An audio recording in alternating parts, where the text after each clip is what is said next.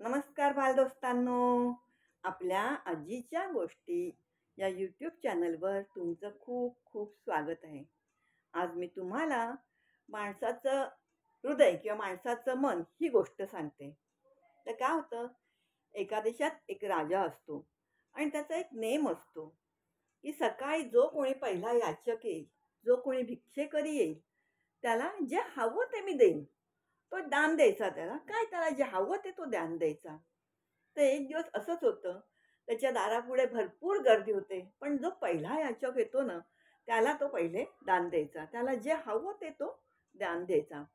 तर तो भिक्षेकरी जो असतो, तो आपलं भांडं पुढे करतो. राजाच्या पुढे भांडं करतो. राजा बघतो, "अरे च्छा! ह्याचं भांडं तर एवढं छोटंसं आहे." राजाला खुशी होते. राजाला वाटतं, "या भांड्यात एवढं काय राहणार आहे?" आपण ह्याला देऊया. म्हणून तो काही पैसे त्यात टाकतो.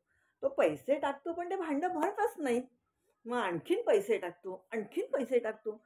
ते भांडं दिसायला एवढुसं असतं. पण ते पैसे राजा टाकतोय, टाकतोय तरी ते भांडं काही केल्या भरतच नाही.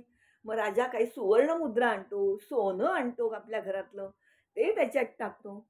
तरी ते भांडं भरतच नाही. रिकामच राहतं. मग तो आपल्या राजकोषातून काही जे हे असतं सुवर्णमुद्रा, सोनं, नाणं, चांदी, पैसे जे असतात ते आणून त्या भांड्यात टाकतो. तरी भांडं रिकामंच. ते भांडं आपलं एवढंच. एवढुसंच भांडं, पण ते भांडं काही केल्या भरत नाही. तर त्या राजाला कळत नाही, की हा काय प्रकार आहे? असं कसं होतं? हे भांडं भरत कसं नाही? तर भिक्षेकरी त्याला म्हणतो, "राजा, तुला जर द्यायला होत नसेल, तर तू सांग मला, काय होईल?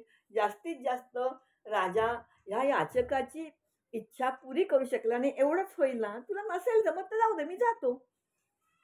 पण तो असं बोलतो तर राजाला कळतं, की नाही हा भिक्षेकरी कोण साधा नाही किंवा या भिक्षेकऱ्याचं हे भांडं पण साधं नाहीये. म्हणून तो त्याला विचारतो, की "महाराज हे भांडं कसलं आहे? काय आहे हा प्रकार? का हे भांडं भरत नाही?" तेव्हा तो भिक्षेकरी असतो ना, याचक, तो मोठ्याने हसतो. "हा, हा, हा, हा" करून हसतो आणि तो म्हणतो, "राजन, हे भांडं माणसाच्या हृदयापासून बनवलेलं आहे. म्हणून ते भांडं भरत नाहीये. माणसाच्या हृदयापासून बनवलं म्हणजे काय? ते सिम्बॉलिक आहे. सिम्बॉल होतं ते. आपलं हृदय कसं असतं, माणसाचं हृदय कसं असतं, आज हे मिळालं, तर उद्या ते मिळायला पाहिजे. ते मिळालं, तर अजून ते मिळायला पाहिजे. आपलं मन कधी तृप्त होत नाही. माणसाचं मन कधीच तृप्त होत नाही. तर त्याचं हे ते सिम्बॉल आहे. तो आज जर झोपडीत माणूस राहत असेल, तर तो म्हणेल, "नाही, मला निदान चाळीत तरी जागा राहायला पाहिजे." चाळीत राहायला आला, की म्हणेल, "नाही, त्या दुसऱ्या लोकांचे केवढे सुंदर फ्लॅट आहेत. मला फ्लॅटमध्ये राहायला जायचंय." फ्लॅटमध्ये गेलं की म्हणेल, "नाही, मला आता बंगला पाहिजे." बंगल्यात गेलं की मग 4 नोकर-चाकर पाहिजेत. नोकर-चाकर आले की मग ती गाडी पाहिजे. म्हणजे असं माणसाच्या मनाला सारखं हवं, हवं, हवं असं असतं. पोट भरायला किती लागतं? एक थाळीभर अन्न लागतं. पण मन भरायला, मन कधीच तृप्त होत नाही माणसाचं. पहिले स्वतःचं लग्न व्हायला पाहिजे. लग्न झालं की मग आपल्याला मूल व्हायला पाहिजे. मूल झालं की त्या मुलाने चांगलं शिकलं पाहिजे. आता तो मुलगा शिकला, आता त्या मुलाला चांगली नोकरी लागली पाहिजे. त्याला नोकरी लागली पाहिजे, आता त्याचं लग्न झालं पाहिजे. लग्न झालं की त्याला पुन्हा अजून मूल व्हायला पाहिजे. हे असं म्हणजे आपल्या इच्छा या वाढतच जातात. तुम्ही कधी यज्ञकुंड बघितलंय का? यज्ञकुंड? त्या यज्ञात जसे जे यज्ञकरी असतात किंवा तिथे जे बसलेले ब्राह्मण, पंडित जे असतात, ते जेवढं-जेवढं हवन घालतात, जेवढं-जेवढं त्याच्यात तूप घालतात, तिकडे शुद्ध गाईचं तूप ठेवलेलं असतं.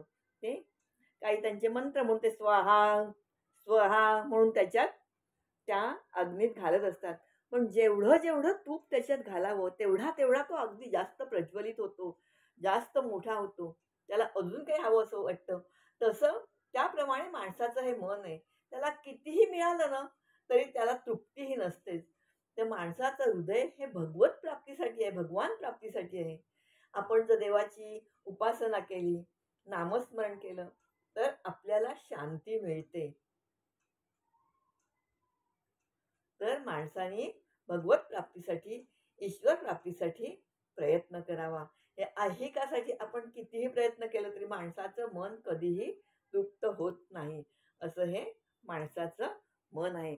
असं ह्या गोष्टीवरून आपल्याला समजतं.